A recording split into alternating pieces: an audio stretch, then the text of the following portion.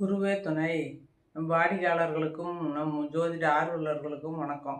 இன்னைக்கு நம்ம எதை பற்றி பார்க்க போகிறோம் அப்படின்னா, விருச்சிக லக்னத்துக்கெல்லாம் குரு தசை என்ன செய்யும் அப்படிங்கிறத பற்றி பார்க்க போகிறோம். விருச்சிக லக்னத்துக்கெல்லாம் குரு பகவான் 2, 5 குடியவராக வர்றாரு. யோகாதிபதியாக வர்றாரு. 5ஆம் அதிபதி அப்படிங்கிறது திரிகோணம். 2ஆம் அதிபதியும் தனஸ்தானம், வாக்குஸ்தானம், குடும்பஸ்தானாதிபதியாக வர்றாரு. அப்போ இந்த குரு பகவான் விருச்சிக லக்னக்காரருக்கெல்லாம் குரு பகவான் பெருத்த நன்மையை செய்வார். ஏன்னா 5ஆம் அதிபதிங்கிறதுனால யோகத்தை கொடுக்கக்கூடிய திரிகோணாதிபதியாக வராரு.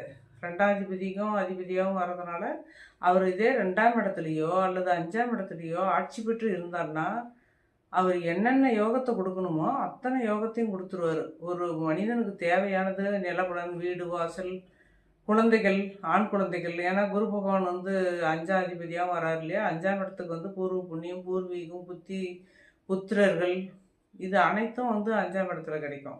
அப்போ அந்த 5ஆம் அதிபதியாகவும் வராரு, 2ஆம் அதிபதியாகவும் வராரு. அப்படி வரும்போது இந்த 2ஆம் இடத்துக்கு குடும்பஸ்தானம், குடும்பம், வாக்குஸ்தானம், படிப்பறிவு, குடும்பம், தனஸ்தானம், அந்த தனஸ்தானாதிபதியாகவும் வர்றதுனால இந்த குரு பகவான் பொருளாதாரத்துலேயும் குறைவில்லா பொருளாதாரத்தை கொடுத்துருவாரு. 2, 5க்கு அதிபதியாக வரும்போது அவர் ஆனால் மறைவு ஸ்தானத்தில் இருந்தார்னா இதெல்லாம் கொடுக்கறது கொஞ்சம் தாமதப்படுத்துவார்.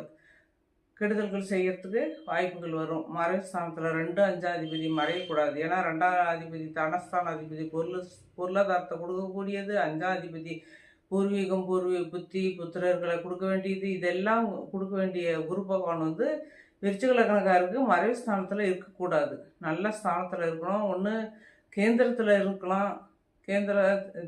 திரிகோணத்தில் இருந்தாலும் பிரச்சனை இல்லை. ஏன்னா குரு பகவான் கேந்திரத்தில் இருக்கிறத விட திரிகோணத்தில் இருக்கிறது நல்லது.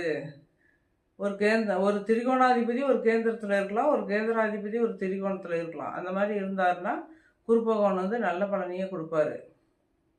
நீங்கள் ஒவ்வொரு வீடுகளிலும் குரு பகவான் இருந்தால் என்ன பலன் நடக்கும், விருச்சிக லக்னத்துக்கு 12 வீடுகளிலும் அப்படிங்கிறத பற்றி தான் இப்போ நம்ம பார்க்க போகிறோம்.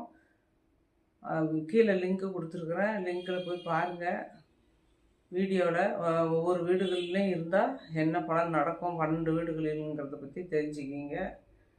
வாழ்த்துக்கள்.